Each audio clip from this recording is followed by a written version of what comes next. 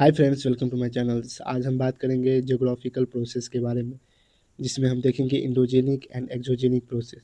इसी दोनों के कारण हमारा जो अर्थ का सरफेस है उसका इवोल्यूशंस हुआ, उसका शेप, जो फॉर्मेशन है, वो सब के बारे में डील करेंगे। तो चलिए स्टार्ट करते हैं। तो सबसे पहले जियोमॉर्फिक प्रोसेस आखिर होता क्या है। जियोमॉर्फिक प्रोसेस, तो इसके कारण जो हमारा जो अर्थ का सरफेस है ये क्या होता है, रीफॉर्म होता है। और जो जियोमॉर्फिक प्रोसेस है इसके अंदर दो प्रकार के फोर्सेस देखने को मिलते हैं। एक होता है इंडोजेनिक, एक होता है एक्सोजेनिक। इंडोजेनिक जो कि होता है एक्स्ट्रा इंटरनल, और जो इंडोजेनिक फोर्स होता है वो होता है एक्सोजेनिक फोर्स होता है, वो एक्सटर्नल होता है। इंडोजेनिक जो हम लोगों ने पिछले क्लास में पढ़े हैं, वोल्केनोज, अर्थक्वेक्स, इस सभी के बारे में, वो इंडोजेनिक के अंदर में आ जाता है। आज हम पढ़ेंगे एक्सोजेनिक के बारे में। तो देखते हैं क्या सब है। तो चलिए स्टार्ट करते हैं। सबसे पहले इंडोजेनिक और एक्सोजेनिक प्रोसेस के बारे में देख लेते हैं। जो इंडोजेनिक प्रोसेस है इसके अंदर हम लोग को क्या मिलता है, तो फोल्डिंग मिलती है, फॉल्टिंग मिलती है, उसके बाद वॉल्केनोज, अर्थक्वेक, ये सब देखने को मिलता है इंडोजेनिक प्रोसेस में। जो फोल्डिंग का जो एक्शन है उसके कारण हम लोग क्या देखते हैं, हिमालयन का फॉर्मेशन। फॉल्टिंग के कारण हम लोग देखते हैं ब्रेकिंग ऑफ क्रस्ट, क्रस्ट का जो है टुकड़ों में बट जाना, तो वो देखते हैं फॉल्टिंग के कारण। इसका बेस्ट एग्जांपल है ग्रेट वैली। उसके बाद वॉल्केनिज्म देखते हैं। वॉल्केनिज्म जो होता है वो लावा इरप्शंस के कारण होता है। और सबसे बेस्ट एग्जांपल है इंडिया में बैरन आइलैंड, जो कि अंडमान और निकोबार के द्वीप समूह में स्थित है। और लास्ट में जो अर्थक्वेक है, अर्थक्वेक जो हम लोग पढ़े हैं तो वो क्या है, सडन क्रस्टल मूवमेंट, इसके कारण ही अर्थक्वेक आते हैं। इसका बेस्ट एग्जांपल जो है हमारा 2015 रिसेंटली ही नेपाल में घटित हुआ था, जो कि ज़्यादा डिस्ट्रक्टिव था। तो चलिए अब देखते हैं इंडोजेनिक के बारे में।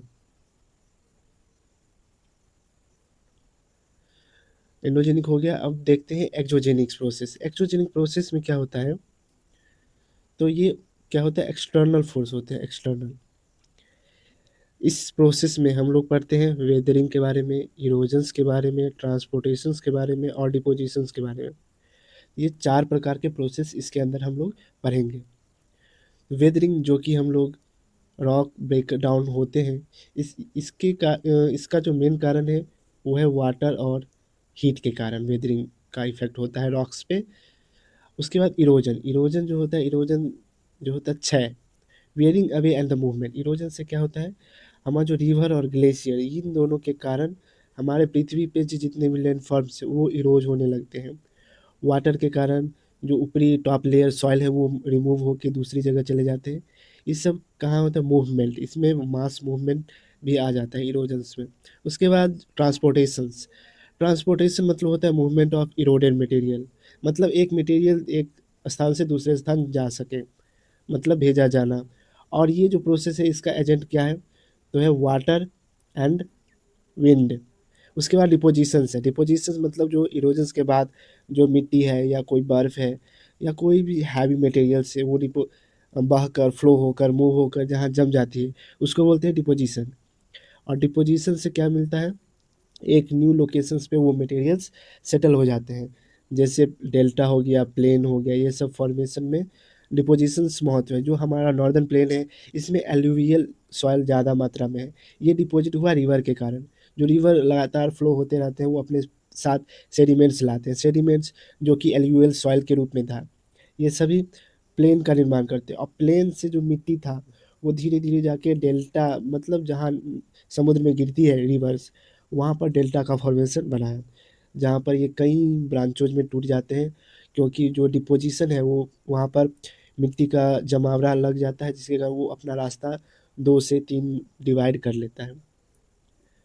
अब बात करते हैं इसके एग्जांपल्स के, जो मॉर्फिकल प्रोसेस जो है इसके एग्जांपल के बारे में देखते हैं। तो सबसे बेस्ट एग्जांपल हम लोग इंडियन के एग्जांपल्स के बारे में देखेंगे। तो सबसे बेस्ट एग्जांपल है हिमालयन। हिमालयन जो एग्जांपल है ये इंडोजेनिक प्रोसेस के द्वारा होता है।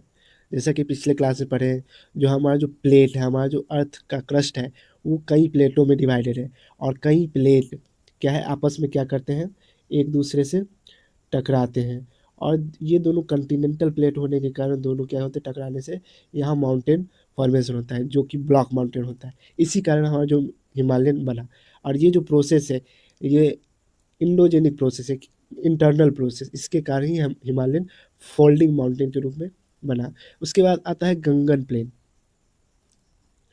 गंगा का प्लेन।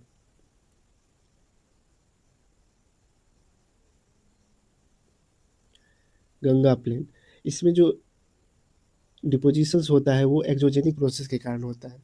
मतलब गंगा प्लेन ना कि अंदर वाले प्रोसेस के कारण नहीं होता है, क्योंकि हमारा जो रिवर्स है, रिवर सिस्टम, वो कई सारे मिट्टी कहीं से लाते हैं, कहीं डिपॉजिट कर देते हैं। तो गंगा प्लेन जितने भी फॉर्म हुए वो डिपोजिशंस के कारण फॉर्म हुए। वहीं अरावली हिल्स जो है ये इरोजन्स एंड डिनुडेशंस के कारण हुए हैं। मतलब लगातार बर्फ, उसके बाद पानी, उसके बाद हवाएं, मिट ये सभी जो एजेंट है, ये सब वेदरिंग एजेंट है, इसके कारण हमारा जो अरावली हिल्स वो फॉर्मेशन हुआ। उसके बाद डेक्कन प्लेट्यू जो हम लोग, हमारा जो ये भाग है डेक्कन प्लेट्यू, ये भाग कौन सा भाग है, डेक्कन प्लेट्यू है। डेक्कन प्लेट्यू में कई सारे रिवर्स फ्लो करते हैं जिसके कारण इरोजन हुए हैं और वेदरिंग का प्रोसेस भी हुआ है। तो ये 4 एग्ज़ाम्पल, एक हिमालयन हो गया, एक गंगा प्लेन जो कि एक्सोजेनिक प्रोसेस के द्वारा, अरावली इरोजन एंड लिन्यूडेशन, मतलब ये भी एक्सोजेनिक प्रोसेस, डेक्कन प्लेट्यू का जो वेदरिंग हुआ है। उसके बाद रिवर इरोजन्स, इसके कारण हमारा डेक्कन प्लेट्यू है वो रीफॉर्म हुआ, रीफॉर्म रीबिल्ड कह सकते हैं।